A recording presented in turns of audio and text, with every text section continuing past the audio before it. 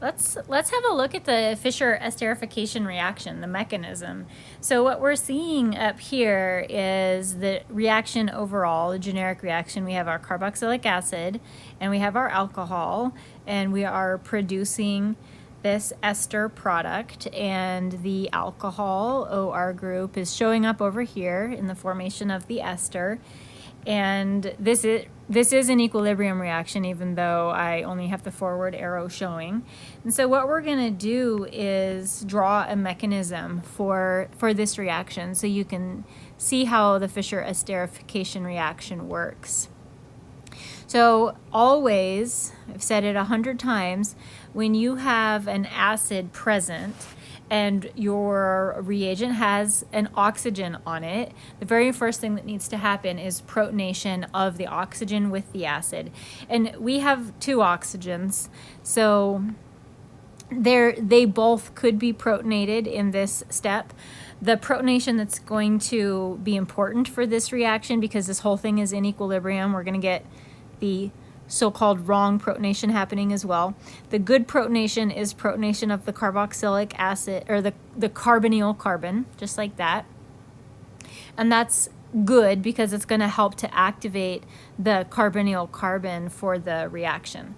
So once that oxygen gets protonated, then we can bring in our nucleophile. Our nucleophile is the alcohol. Specifically, the oxygen of the alcohol is going to attack the carbonyl carbon, open up the carbon-oxygen double bond.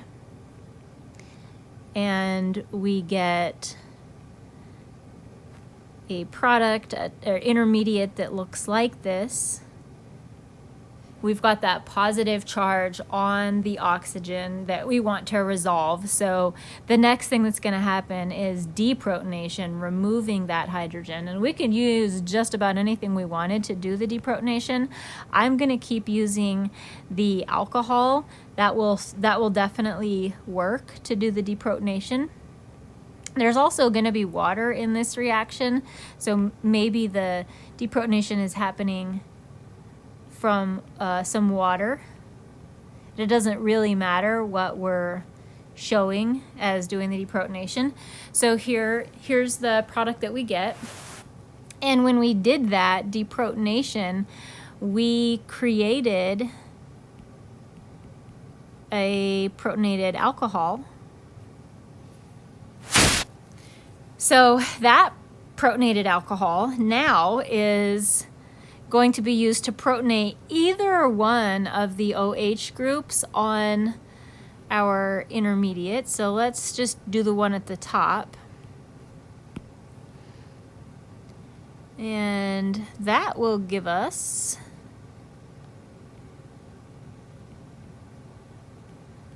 what you can see is about to be a great leaving group, water molecule. I'm going to turn my R group, my ethyl group, around to the right-hand side because I feel like it looks better on that side. So we have set ourselves up for a really great leaving group. And when that water molecule leaves, a lone pair of electrons from the OH oxygen is going to come in and recreate the carbon-oxygen double bond. So this is very similar to the mechanisms that you have been looking at for the nucleophilic acyl substitution reactions. That looks a little bit gross, but we'll clean that structure up. We kicked off a water molecule, so we will go ahead and use that water molecule to do our final deprotonation, and I will also make that structure look pretty. And there is our mechanism.